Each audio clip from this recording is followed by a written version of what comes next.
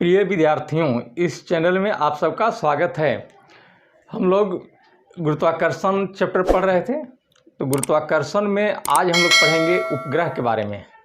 उपग्रह क्या है, कितने प्रकार के होते हैं, क्या इसका यूज है। तो उपग्रह को हम लोग लिखते हैं सैटेलाइट। उपग्रह इसको लिखते हैं सैटेलाइट।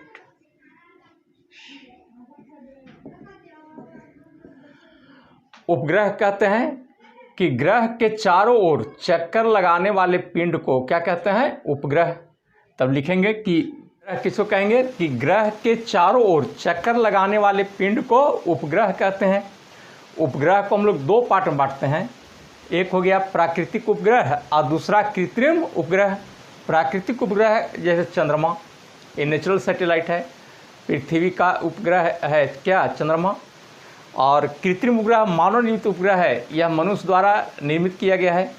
तो कृत्रिम उपग्रह के बारे में हम जान लें। तो कृत्रिम उपग्रह को हम लोग बहुप्रक्रमी रॉकेट द्वारा छोड़ते हैं। बहुप्रक्रमी मतलब क्या कि कई रॉकेट को आपस में जोड़ते हैं और उसके शीर्ष पर उपग्रह को रखा जाता है और यह रॉकेट एक कक्षा में स्थापित कर देता है। किसको, कृत्रिम उपग्रह को। और कक्षा में जब स्थापित कर देगा तो उस कक्षा में एक वेग से ये चारों ओर परिक्रमण करेगा। इस वेग को कहते हैं कक्षीय वेग या ऑर्बिटल वेलोसिटी। मतलब उपग्रह एक कक्षा में स्थापित होकर चारों ओर परिक्रमण करने लगता है, जिसका नाम है कक्षीय वेग। उस वेग का नाम कक्षीय वेग यानी ऑर्बिटल वेलोसिटी है। तो ऑर्बिटल वेलोसिटी के लिए एक सूत्र लिखते हैं कि VO बराबर √GR, जहाँ VO माने कक्षीय वेग मैंने ऑर्बिटल वेलोसिटी, G हो गया गुरुत्वीय त्वरण, R पृथ्वी की त्रिज्या। तो VO बराबर क्या, √GR। और इस पर हम अगर मान रखते हैं G का, R का, तो कक्षीय वेग का मान हमको निकलेगा लगभग 8 किलोमीटर पर सेकेंड। अर्थात इसका कक्षीय वेग मतलब कृत्रिम उपग्रह का कक्षीय वेग लगभग 8 किलोमीटर पर सेकेंड है। ये पूछता है क्वेश्चन कि कृत्रिम उपग्रह का कक्षीय वेग कितना होता है, तो लगभग 8 किलोमीटर पर सेकेंड। इसका परिक्रमण काल 84 मिनट है। इसका मतलब कि इस उपग्रह को एक चक्कर लगाने में 84 मिनट का समय लगता है। एक चीज़ ध्यान देना है यहाँ कि VO बराबर है √GR और इसके वेलोसिटी को हम लोग लिखे थे ये V बराबर √2GR। तो इसका मतलब ये हुआ कि √2 से अगर हम कक्षीय वेग में √2 से गुना कर दें तो यह कृत्रिम उपग्रह क्या हो जाएगा, पलायन कर देगा, यानी कि अपने कक्षा को छोड़ देगा। तो ये हम कृत्रिम उपग्रह में देख रहे हैं। कुछ ऐसे भी कृत्रिम उपग्रह हैं जिसको हम विषुवत रेखा से लगभग 36,000 किलोमीटर की ऊंचाई पर छोड़ते हैं और यह पृथ्वी के सापेक्ष स्थिर मालूम पड़ता है, इसलिए उसका नाम है स्थिर उपग्रह या भू स्थिर उपग्रह कहते हैं, जियो स्टेशनरी सैटेलाइट। इसके बारे में भी देख लें हम लोग। तो भू स्थिर उपग्रह के बारे में हम इस प्रकार से कहेंगे कि इस उपग्रह को विषुवत रेखा से लगभग 36,000 किलोमीटर की ऊंचाई पर छोड़ा जाता है। यहीं से क्वेश्चन शुरू हो जाता है पूछना।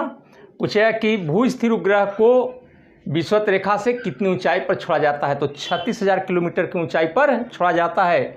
यह पृथ्वी की भांति पश्चिम से पूरब की ओर परिक्रमण करता है। जैसे पृथ्वी परिक्रमण करती है कहाँ, पश्चिम से पूरब की ओर, इसी प्रकार यह उपग्रह पश्चिम से पूरब की ओर परिक्रमण करता है। और पृथ्वी का जितना परिक्रमण काल है, घूर्णन काल है, पृथ्वी का जितना घूर्णन काल है अर्थात 24 घंटा, उतना ही इसका परिक्रमण काल है। तो इसका मतलब क्या हुआ कि यह उपग्रह पृथ्वी के सापेक्ष स्थिर मालूम पड़ता है, इसलिए इस उपग्रह को हम लोग कहते हैं भू स्थिर उपग्रह या जियो स्टेशनरी सैटेलाइट।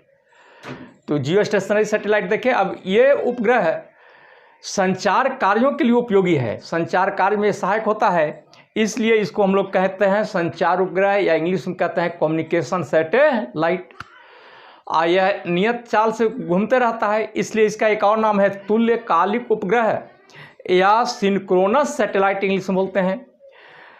तो इस उपग्रह का उदाहरण जैसे है INSAT 1A 2A 1B 2B ये क्या है, तो स्थिर भू स्थिर उपग्रह है। इनसैट का पूरा नाम है इंडियन नेशनल सैटेलाइट।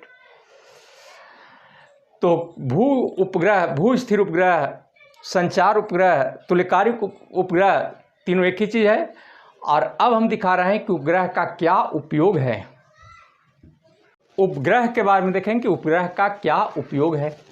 पहले कि मौसम की जानकारी में ना, मौसम आज किस तरह का रहेगा ना, ये वातावरण में बादल छाए रहेगा कि धूप रहेगा, इसकी जानकारी हम लोग उपग्रह के माध्यम से करते हैं। संचार कार्यों में जैसे टीवी में आप प्रसारण देखते हैं तो ये सैटेलाइट के द्वारा ही होता है, तो संचार कार्यों के लिए भी यह उपयोगी है। और अनुसंधान कार्यों में तीसरा देख रहे हैं, तो अनुसंधान का मतलब क्या होता है, खोज। तो बहुत सारे खोज में, अनुसंधान में भी इस उपग्रह का योगदान होता है। तो ये हम लोग देख रहे थे उपग्रह। और अब इसी चैप्टर में देखेंगे लिफ्ट। अब क्या देखना है हम लोग को, लिफ्ट देखना है। लिफ्ट से भी क्वेश्चन अच्छा पूछता है, जैसे पूछेगा कि लिफ्ट एक समान त्वरण से ऊपर जा रहा है तब आभासी भार का मान क्या होगा, ऊपर से नीचे आ रहा है तब उसमें बैठे व्यक्ति का आभासी भार क्या होगा ना, इत्यादि क्वेश्चन इससे पूछे जाते हैं। तो लिफ्ट में पहले तो हम दिखाएंगे कि यदि लिफ्ट एक समान त्वरण से नीचे से ऊपर जा रहा है, यदि लिफ्ट एक समान त्वरण से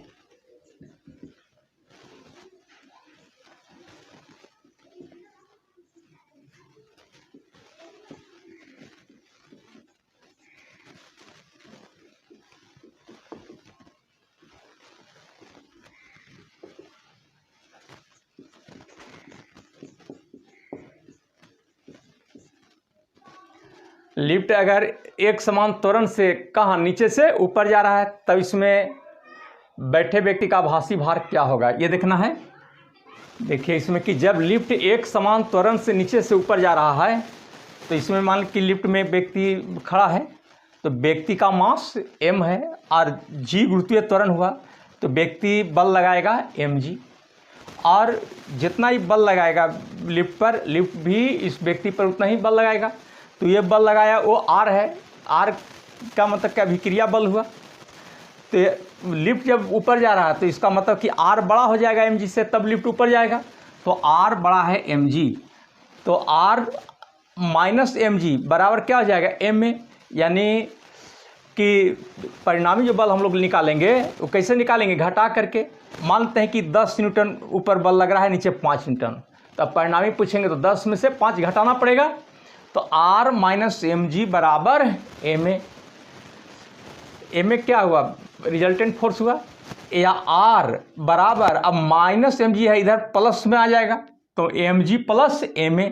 तो mg व्यक्ति का अपना भार है, उसमें ma जुट गया, तो इसका मतलब क्या हुआ कि आभासी भार का मान बढ़ेगा।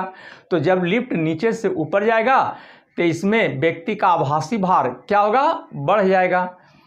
अब देखते हैं दूसरा कंडीशन कि जब लिफ्ट एक समान त्वरण से ऊपर से नीचे आ रहा है, तो दूसरा कंडीशन हम लोग देखेंगे। यदि लिफ्ट एक समान त्वरण से ऊपर से नीचे आ रहा है, तो ऊपर से नीचे आ रहा है इसका मतलब कि mg बड़ा हो जाएगा। नीचे आ रहा है मैंने mg बड़ा किससे, R से, तो mg बड़ा है R। तो रिजल्टेंट फोर्स निकालने के लिए क्या करेंगे हम लोग, mg जो बड़ा बल में से छोटा बल घटाएंगे, यानी mg में R घटेगा तो mg माइनस R बराबर ma। या R बराबर, R को इधर ले जाते हैं तो R बराबर हो जाएगा mg, अब इधर लाएंगे ma को तो माइनस ma, तो R बराबर mg माइनस ma, यानी आभासी भार का मान क्या हो रहा है, घट रहा है। तो जब लिफ्ट ऊपर से नीचे आएगा तो आभासी भार का मान घटेगा। दो कंडीशन देखे। और तीसरा कंडीशन कि जब लिफ्ट की डोरी टूट जाए। अब देखते हैं तीसरा कंडीशन कि जब लिफ्ट की डोरी टूट जाए। तो लिफ्ट की डोरी टूटने का मतलब क्या, लिफ्ट अब जी के कारण आएगा नीचे, अब उसमें त्वरण नहीं रहा, मैंने त्वरण जो है वो अब जी में चेंज कर जाएगा।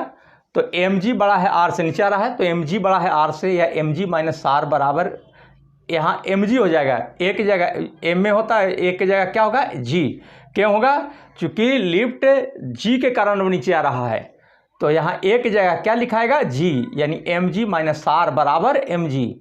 या आर बराबर, आर को इधर कर दें, आर बराबर mg माइनस mg, तो mg में mg घट जाएगा 0, तो आभासी भार का मान क्या होगा 0। अर्थात जब लिफ्ट की डोरी टूट जाए तो इसमें व्यक्ति का आभासी भार क्या हो जाएगा 0 हो जाएगा। 3 कंडीशन देखें और चौथा कंडीशन देखिए, जब लिफ्ट एक समान वेग से नीचे आता है, एक समान त्वरण से हम लोग देख रहे थे, अब देखेंगे कि जब लिफ्ट एक समान वेग से नीचे आता है, तो नीचे आता है इसका मतलब कि mg बड़ा होगा r से, या mg माइनस r बराबर ma। तो यहाँ जब एक समान वेग रहेगा तो त्वरण क्या हो जाएगा 0, क्योंकि त्वरण बराबर जानते हैं, यानी a बराबर जानते हैं v minus u by T. और जब वेग समान रहेगा तो क्या हो जाएगा त्वरण 0 हो जाएगा, तो यहाँ हो गया 0, तो mg माइनस r बराबर 0 या mg बराबर r। इसका मतलब कि जितना वास्तविक भार है उतना आभासी भार रह जाएगा, आभासी भार में कोई परिवर्तन नहीं होगा। कब? जब वेग एक समान रहे, तो जब लिफ्ट एक समान वेग से नीचे आता है तब, और जब लिफ्ट एक समान वेग से ऊपर जा रहा है तो इसके लिए भी हम लोग देख लें, जब लिफ्ट एक समान वेग से ऊपर जा रहा है तो ऊपर जा रहा है तो इसका मतलब कि r बड़ा होगा, r बड़ा है mg, या r माइनस mg बराबर है ma, घटा करके दोनों बल का परिणामी होता है ma, या r माइनस mg बराबर जब एक समान वेग रहेगा तो त्वरण 0 हो जाएगा, तो ये हो गया 0, तो ये टोटल हो गया 0, तो r माइनस mg बराबर 0 या r बराबर mg। तो दोनों कंडीशन में जब एक समान वेग से लिफ्ट नीचे से ऊपर जाता है या ऊपर से नीचे आता है तो दोनों स्थिति में आभासी भार और वास्तविक भार दोनों समान होगा। और एक कंडीशन और देखते हैं, और अगला देखते हैं कंडीशन कि जब लिफ्ट ऊपर से नीचे आ रहा है और लिफ्ट का ध्यान देना है कि लिफ्ट का त्वरण गुरुत्वीय त्वरण से अधिक है, तो वैसी स्थिति में लिफ्ट में जो व्यक्ति होगा वो लिफ्ट के छत से टकराएगा। तो ये कंडीशन हम देख रहे थे लिफ्ट में, लिफ्ट से क्वेश्चन अच्छा पूछता है, तो ये गुरुत्वाकर्षण में हम देख रहे थे। ये इसको याद रखने का तरीका जान लीजिए, कैसे याद रखेंगे। जैसे जब मेला में जाते हैं तो बड़ा झूला जो लगा रहता है, झूला पर बैठ गए तो ध्यान दिए हुए कि झूला जब ऊपर जाता है तब क्या लगेगा कि वजन है बॉडी में, तो इसका मतलब क्या हुआ कि जब लिफ्ट नीचे से ऊपर जा रहा है तो आभासी भार ज़्यादा है, और जब झूला को ऊपर से छोड़ता है तेज़ी से नीचे आता है तो उस समय लगेगा कि शरीर हल्का हो गया। तो इसका मतलब क्या हुआ कि जब लिफ्ट ऊपर से नीचे आएगा तो आभासी भार कमेगा। 2 कंडीशन हो गया, झूला पर ही टोटल कंडीशन देख लीजिए। और तीसरा क्या कि अगर झूला टूट जाए तो हम लोग फ्री नीचे गिरेंगे ना, जिसके कारण आभासी भार क्या होगा 0 हो जाएगा। जब लिफ्ट की डोरी टूट जाए, कहें कि झूला टूट जाए तो हम लोग फ्रीली नीचे आएंगे तो आभासी भार वहाँ 0 हो जाएगा। और लिफ्ट अगर एक समान त्वरण से ऊपर जाए या नीचे जाए, जैसे झूला एक समान वेग से ऊपर या नीचे जाए तो आभासी भार और वास्तविक भार दोनों समान रहेगा। लिफ्ट से यही क्वेश्चन पूछता है। तो हम लोग गुरुत्वाकर्षण चैप्टर पढ़ रहे थे, गुरुत्वाकर्षण से अच्छा क्वेश्चन देख रहे थे। अब परीक्षा का समय निकट में आ गया है तो हम लोग करेंगे क्या कि हर एक चैप्टर से 20 क्वेश्चन उठाएंगे, 20 का जो डिस्कशन देंगे वो कंसेप्चुअल होगा, पूरा चैप्टर आपको कवर होगा।